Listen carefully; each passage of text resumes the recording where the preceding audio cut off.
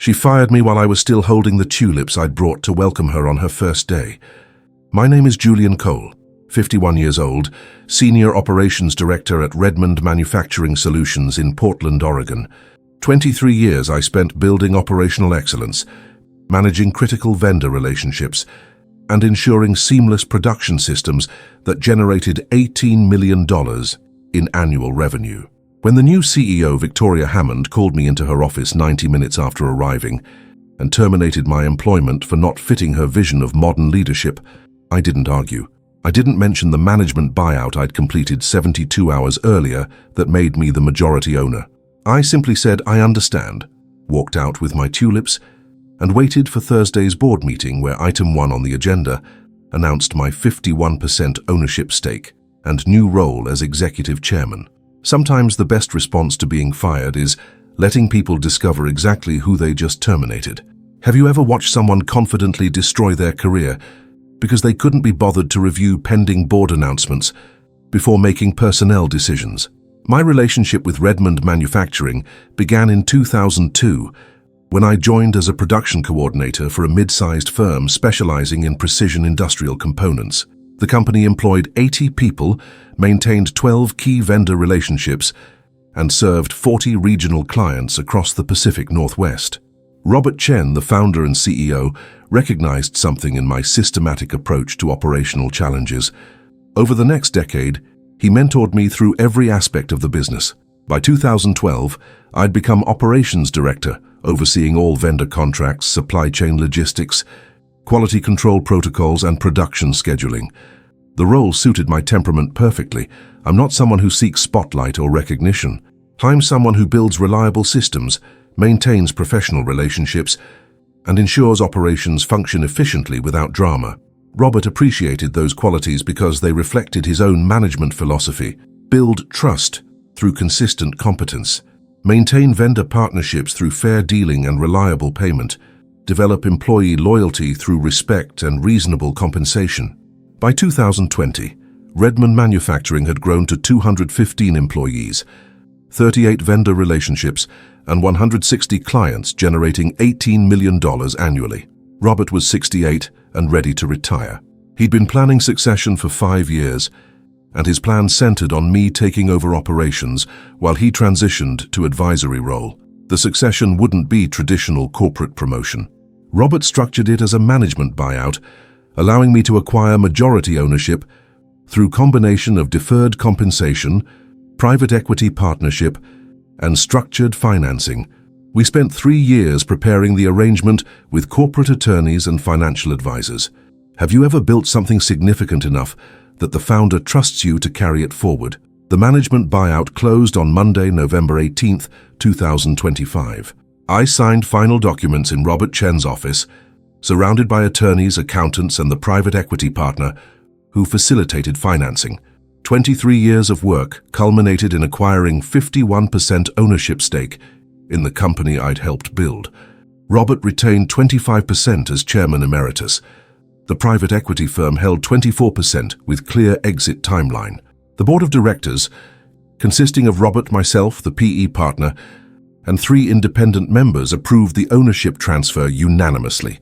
We planned formal announcement for Thursday's scheduled board meeting, allowing time for proper documentation filing and regulatory compliance.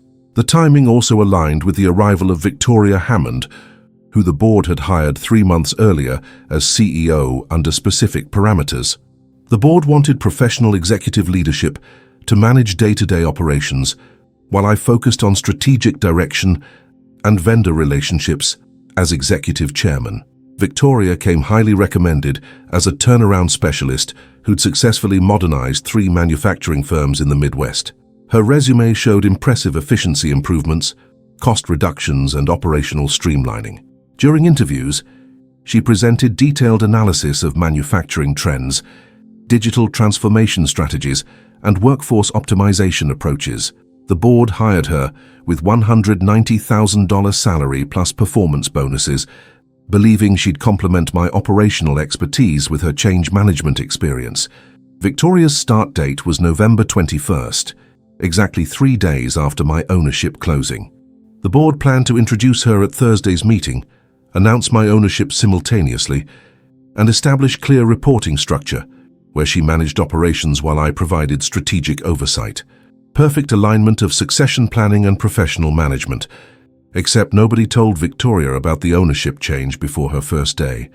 The board assumed she'd receive the Thursday meeting agenda Monday afternoon and would review it before making any significant decisions. That assumption proved catastrophically wrong. Victoria Hammond arrived Monday morning, November 21st, at 8:30 a.m. I'd come in early to ensure her office was properly prepared, technology systems configured, and welcome materials organized. I'd also stopped at a flower shop and purchased tulips for her desk, a small gesture Robert had always made for new executives. Professional courtesy reflecting the culture Robert built and I intended to maintain. Victoria swept through reception with decisive energy, accompanied by her assistant Marcus Chen, who'd relocated from her previous position. She wore an expensive suit that projected authority, carried a leather portfolio containing what I later learned was her 90-day transformation plan, and exuded the confidence of someone accustomed to taking charge immediately. I introduced myself in the hallway. Victoria, welcome to Redmond Manufacturing. I'm Julian Cole, Operations Director. These are for your office. I handed her the tulips. She glanced at them briefly, handed them to Marcus without acknowledgement, and responded, Julian, yes, I need to see you in my office at 10 a.m. We have important matters to discuss.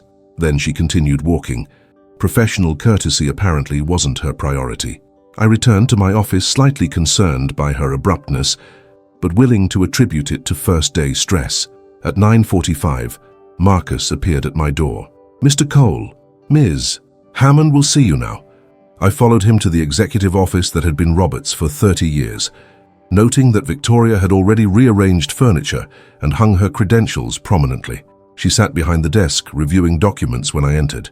Didn't invite me to sit, didn't offer pleasantries, just looked up with calculated assessment. Julian Cole, 23 years with the company, Operations Director, current salary $180,000 annually, age 51. She recited my employment summary like reading charges. I remained standing, sensing the direction this conversation was heading. That's correct. I've prepared briefing materials on our current operations if you'd like to review vendor relationships and production schedules. She waved dismissively. I've reviewed everything I need to review. Julian, I'm going to be direct, because that's how I operate. You represent exactly what's wrong with legacy manufacturing firms. Expensive, entrenched, resistant to change. My analysis shows your role could be handled by someone making half your salary with better efficiency. I'm restructuring operations immediately, and that restructuring doesn't include you.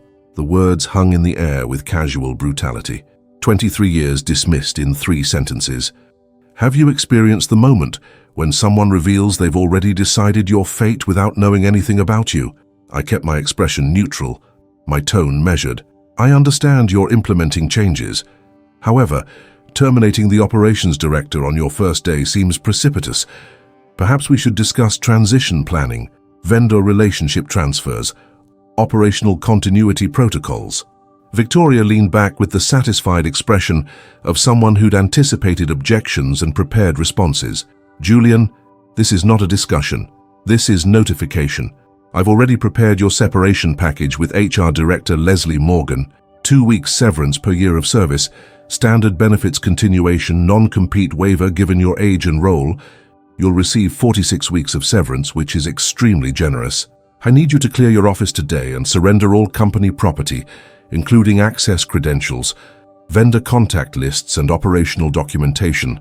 Marcus will supervise. She slid a folder across the desk. Standard termination paperwork with my name already filled in. She'd planned this before arriving, before meeting me, before understanding anything about company operations or ownership structure. I picked up the folder and reviewed the contents calmly. Everything legal, everything processed with corporate efficiency. Nothing indicating she knew about Thursday's board meeting or Monday's ownership closing. I looked up and made a decision in that moment. I could tell her she'd just fired the majority owner. I could explain the board meeting agenda. I could prevent her from experiencing the full consequences of her catastrophic judgment failure, or I could say nothing and let Thursday's meeting proceed exactly as planned. The choice seemed obvious. I understand completely, Victoria. Thank you for the generous severance package. I wish you success with your transformation initiatives. I signed the termination acknowledgement, stood, and walked out carrying the folder and my tulips that Marcus had set outside her office. Victoria probably noted my lack of emotional response in her files. She likely felt satisfied that her first major decision demonstrated decisive leadership. She had no idea what she'd just done. I returned to my office where Sarah Williams, my production manager for 12 years, stood waiting with obvious concern. "Julian, what happened? You were only in there 15 minutes. I kept my voice quiet. "Victoria terminated my position, Sarah. She's restructuring operations. I'll be clearing my office today." Sarah looked stricken. "She fired you? On her first day? That's insane. Does she know about—" I interrupted gently. "She'll find out Thursday. Don't say anything to anyone. Just continue normal operations." Sarah understood the subtext. She'd been present at staff meetings where Robert discussed succession planning, though specific ownership details remained confidential until formal announcement. She nodded slowly. "Thursday's board meeting. Item 1. I confirmed with a slight smile. "Exactly. Should be an interesting meeting. Have you ever held information that would change everything if you shared it, and chosen silence because the revelation will be more effective with proper timing? Let me explain what Victoria Hammond didn't know about Redmond Manufacturing's operational structure. Over 23 years, I'd built every critical vendor relationship personally. Our 38 vendors weren't just suppliers, they were strategic partners I'd cultivated through decades of reliable payment, fair negotiation, and mutual respect. When suppliers faced production challenges, I helped them problem solve. When we needed urgent deliveries, they prioritized our orders because I demonstrated consistent reliability. Those relationships represented institutional knowledge that couldn't be transferred through documentation or replaced with aggressive contract renegotiation. Our 3 primary material suppliers, accounting for 60% of input costs, had personal relationships with me spanning 15 to 20 years. The specialized component manufacturers we relied upon had worked exclusively with me on quality specifications and delivery schedules. Even our logistics providers maintained relationships based on trust I'd established through thousands of interactions. Victoria's transformation plan, which I later reviewed through legal discovery, included aggressive vendor renegotiation to reduce costs by 15% and elimination of legacy supplier relationships lacking competitive justification. She planned to implement those changes within 60 days, apparently believing vendor relationships were simple contractual arrangements that anyone could manage. She didn't understand that manufacturing operations depend on relationship-based trust as much as contractual terms. She didn't know that I'd personally negotiated payment terms during the 2008 financial crisis that saved 3 critical vendors from bankruptcy, creating loyalty that no contract could replicate. She didn't realize that our production scheduling depended on informal communication networks I'd built with supplier production managers who gave us advance warning of potential delays. All of that institutional knowledge walked out the door when she terminated my position. Except it didn't really walk out, because I still owned 51% of the company and would be returning Thursday as executive chairman. But Victoria didn't know that yet. Do you think aggressive turnaround specialists ever consider that the expensive legacy employees they eliminate might be the reason the company functions at all? Monday afternoon, I cleared my office with deliberate thoroughness, taking only personal items and leaving all company materials intact. Colleagues stopped by expressing shock and offering support. Tom Richardson, our quality control director, looked genuinely angry. "Julian, this is wrong. She doesn't understand what you've built here." I kept responses measured. "Victoria has her vision for the company. Changes happen. I'll be fine." But I made sure each departing comment reinforced that I was terminated, not resigning voluntarily. That distinction would matter when the board reviewed Victoria's judgment. By 5 p.m., my office was empty except for operational documentation, vendor contact information, and system access credentials, all properly organized for transition. I left my security badge and building keys with reception, drove home, and spent the evening reviewing Thursday's board meeting agenda one more time. Item 1. Formal announcement of Julian Cole's acquisition of majority ownership and appointment as executive chairman. Item 2. Introduction of CEO Victoria Hammond and establishment of reporting structure. The timing was impeccable. Victoria would attend her first board meeting expecting to present her transformation plan. Instead, she'd discover she'd terminated the owner. Marcus, her assistant, received the board meeting agenda via email Tuesday morning at 9 a.m. Standard protocol was to forward all executive correspondence to the CEO immediately. Apparently, Marcus actually read documents before forwarding them. He burst into Victoria's office at 9:15, according to multiple witnesses who recounted the scene later. The urgent conversation lasted 20 minutes. Victoria emerged pale and visibly shaken, spent the next hour on phone calls with board members, then retreated to her office and didn't emerge for the rest of the day. Tuesday afternoon, I received 3 phone calls. First, from Robert Chen, laughing so hard he could barely speak. "Julian, she actually fired you on her first day." Before reading the board agenda, I confirmed the timeline. 90 minutes after arriving. Very efficient. Robert's laughter continued. "This is the worst executive judgment failure I've seen in 40 years. The board meeting is going to be magnificent." Second call came from Leslie Morgan, the HR director. "Julian, I'm so sorry. Victoria insisted on processing your termination immediately. I didn't know about the ownership closing until I saw the board agenda today. Can we reverse the termination paperwork?" I kept my tone professionally neutral. "Leslie, the termination stands as processed. We'll address my employment status at Thursday's board meeting as planned. No need to create additional documentation confusion." Third call came from Victoria Hammond herself, her voice tight with controlled panic. "Julian, we need to meet immediately. There's been a significant misunderstanding," I responded calmly. "Victoria, you terminated my employment yesterday. I'm no longer a company employee. Any discussions about my relationship with Redmond Manufacturing should occur at Thursday's board meeting with full board present. See you then." I disconnected before she could respond. That evening, my wife Eleanor asked if I felt any satisfaction about Victoria's predicament. I considered the question carefully. Not satisfaction exactly, more like vindication. She made a catastrophically poor decision based on surface analysis without doing basic due diligence.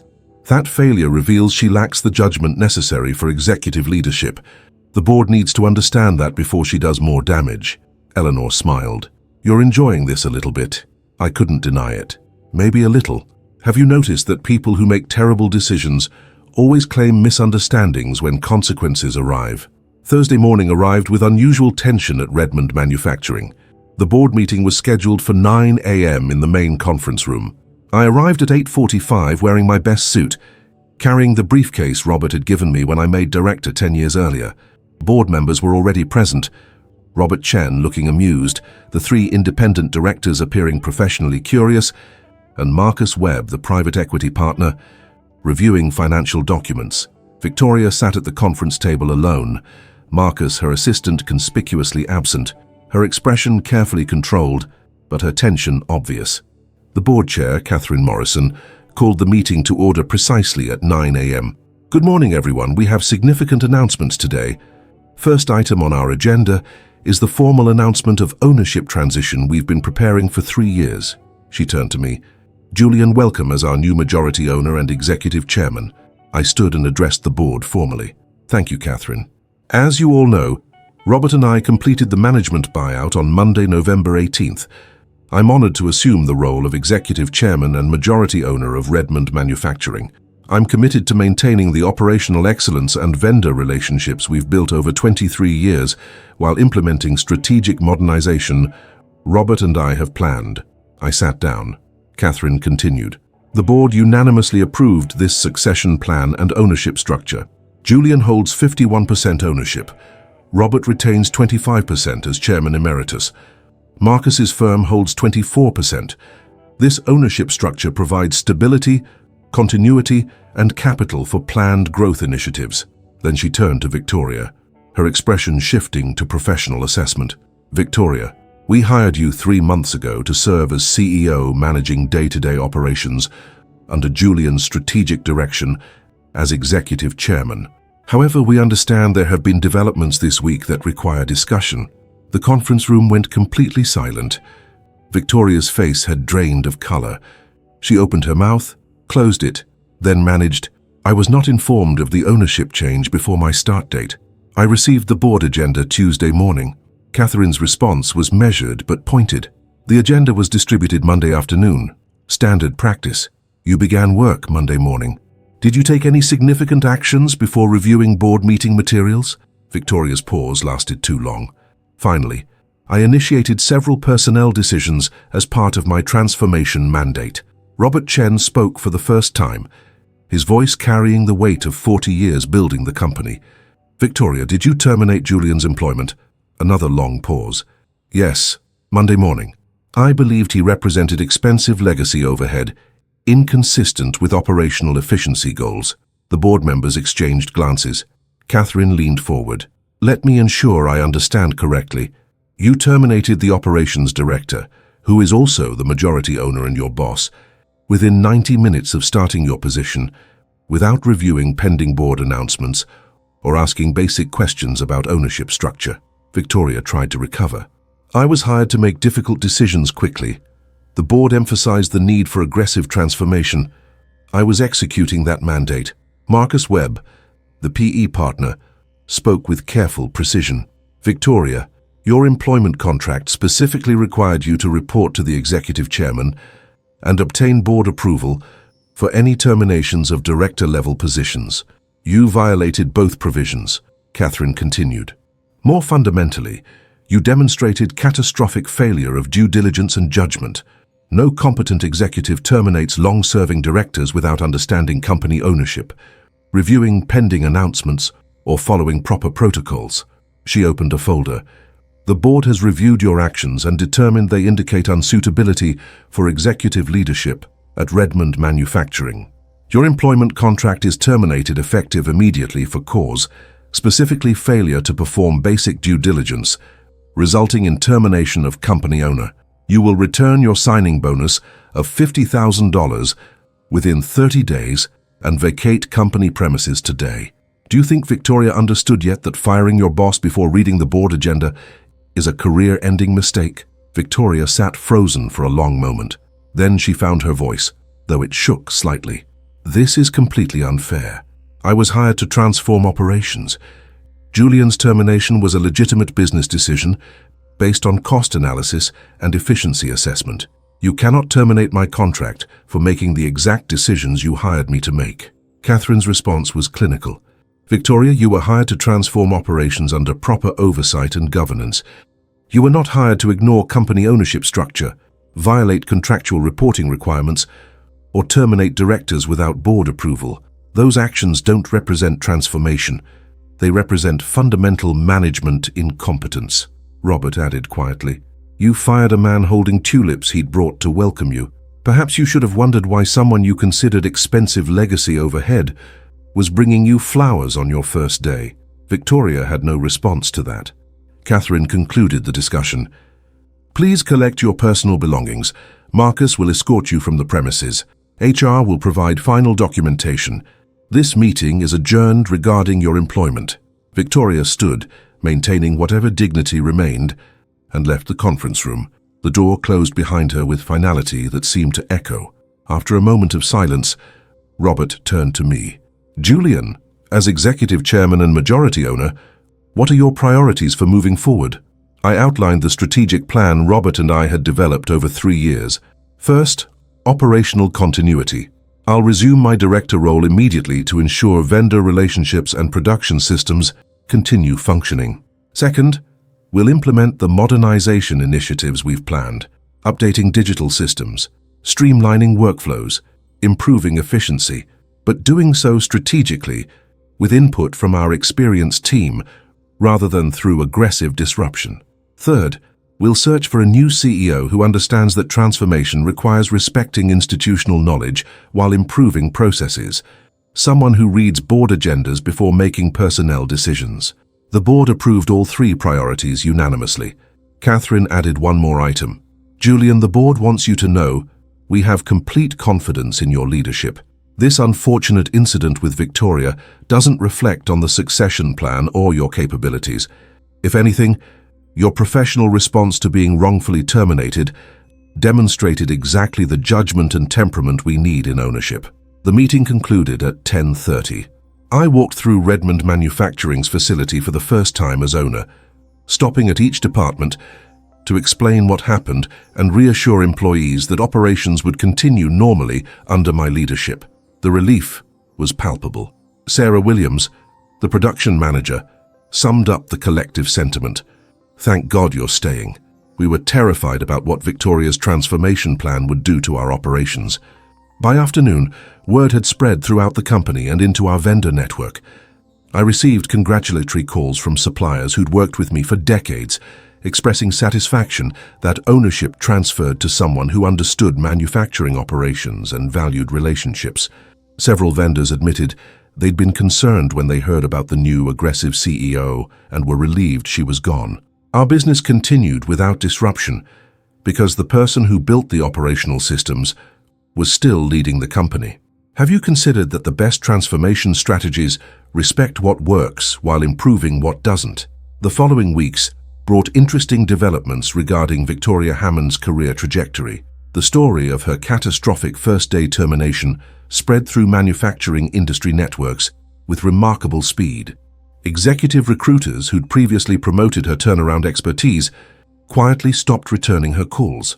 The private equity firm that facilitated my buyout shared the incident in their portfolio company meetings as a cautionary tale about due diligence failures. Several industry publications ran blind case studies analyzing what went wrong, with business school professors using the situation to teach lessons about executive judgment and governance protocols. Victoria's LinkedIn profile, which had proclaimed her transformational leadership expertise, went dormant. Her assistant Marcus, who'd tried to warn her Tuesday morning after reading the board agenda, found new employment with a competitor within 2 weeks and privately told several people that Victoria had refused to listen when he'd urgently explained the ownership situation. The consensus in professional circles was clear. Someone who terminates their boss before reading the board agenda lacks the basic judgment necessary for executive positions. No amount of transformation expertise compensates for that fundamental failure of due diligence. Meanwhile, Redmond Manufacturing thrived under the succession plan Robert and I had carefully prepared. I hired Amanda Richardson as our new CEO 4 months later, a 42-year-old operations specialist with manufacturing background who understood the difference between strategic transformation and aggressive disruption. Amanda spent her first 2 months learning our systems, meeting our vendors, and understanding our culture before proposing any changes. When she did implement improvements, they were thoughtful adaptations that enhanced efficiency while respecting institutional knowledge. Revenue grew by 12% in the first year under new ownership. Employee turnover decreased as people recognized that leadership valued their expertise rather than viewing them as expensive legacy overhead. Vendor relationships strengthened as suppliers understood that ownership transition meant continuity rather than aggressive renegotiation. The transformation Victoria had promised to deliver through disruption actually occurred through strategic evolution, led by people who understood the business deeply. Do you notice that successful change usually comes from respecting what works, while carefully improving what doesn't, rather than from aggressive disruption led by people who don't understand institutional knowledge? 18 months after that memorable board meeting, Robert Chen and I were having coffee in his office, which he still maintained though he'd formally retired. He was reviewing our financial results with obvious satisfaction. "Julian, revenue is up 15%, profit margins improved 3 points, employee engagement scores at all-time highs. Everything we planned is working exactly as we expected." I acknowledged his mentorship. "Because you built something worth preserving and taught me how to maintain it while making strategic improvements.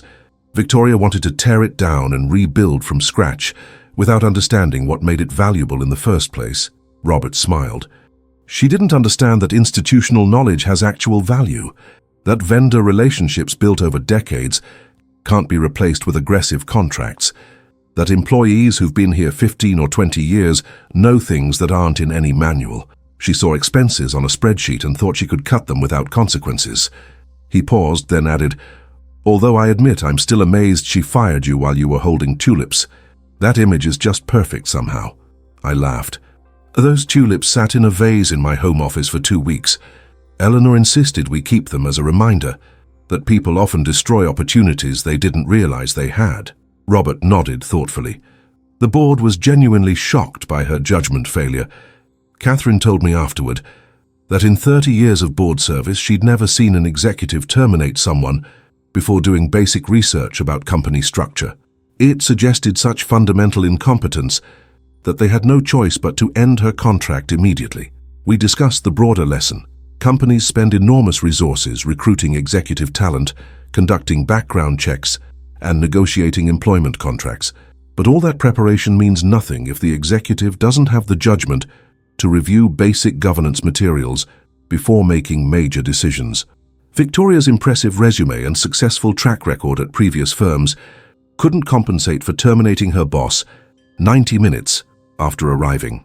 One catastrophic judgment failure ended her career at Redmond Manufacturing and damaged her professional reputation permanently. The consequences were entirely self-inflicted. Nobody sabotaged her. Nobody set traps. She simply failed to ask basic questions before making irreversible decisions. That failure revealed character flaws that no amount of transformation expertise could overcome. Professional competence requires both technical skills and fundamental judgment. Victoria had the former, but catastrophically lacked the latter. Have you noticed that the most damaging mistakes aren't usually technical failures, but judgment failures that reveal someone shouldn't be in their position? Today, Redmond Manufacturing employs 230 people, maintains 42 vendor relationships, and serves 185 clients, generating $22 million annually. We've implemented digital inventory management systems, automated several workflow processes, and improved efficiency across multiple operational areas.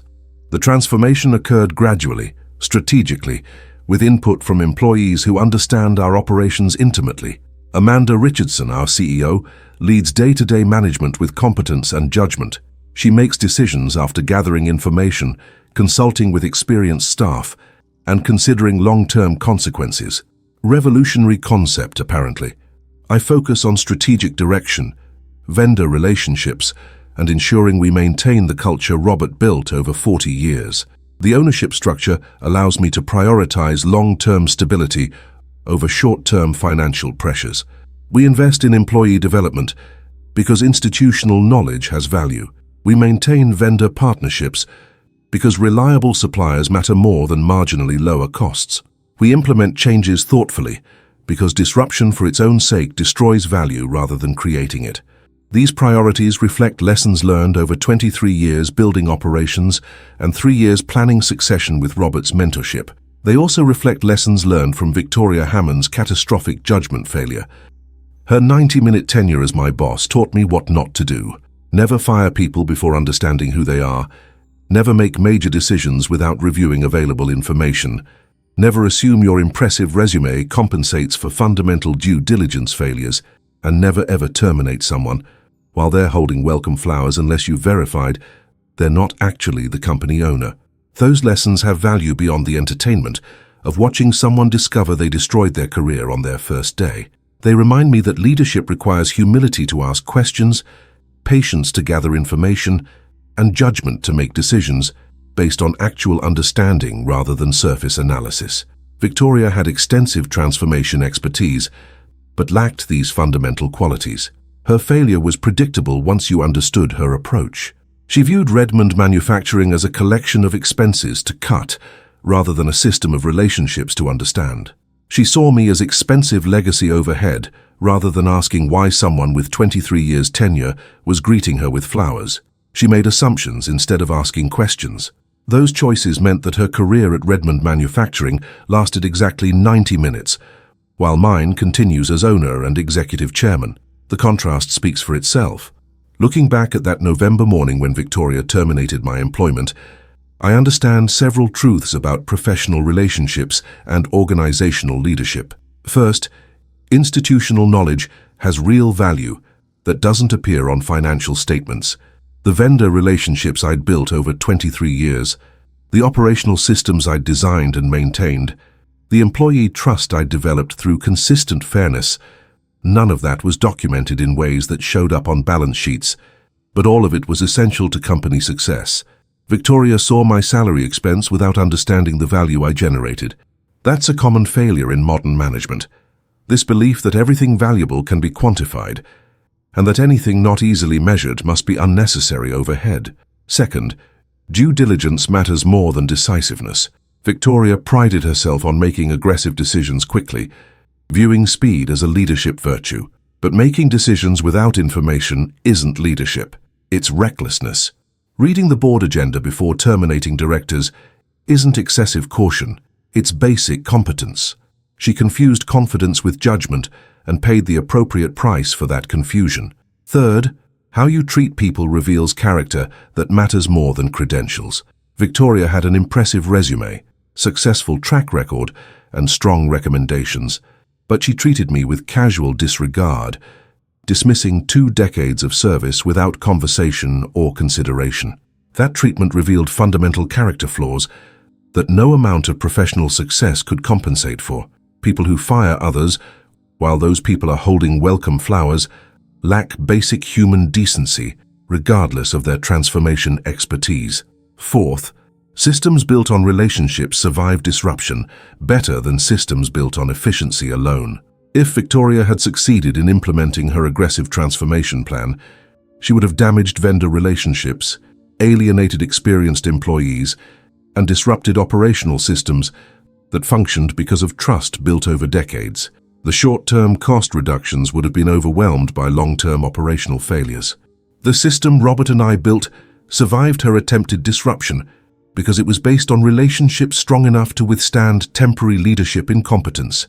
Finally, protecting what works while improving what doesn't requires understanding the difference between the two. Victoria never asked which parts of our operations functioned well and which needed improvement. She assumed everything required aggressive transformation without understanding what we'd built. That assumption guaranteed failure.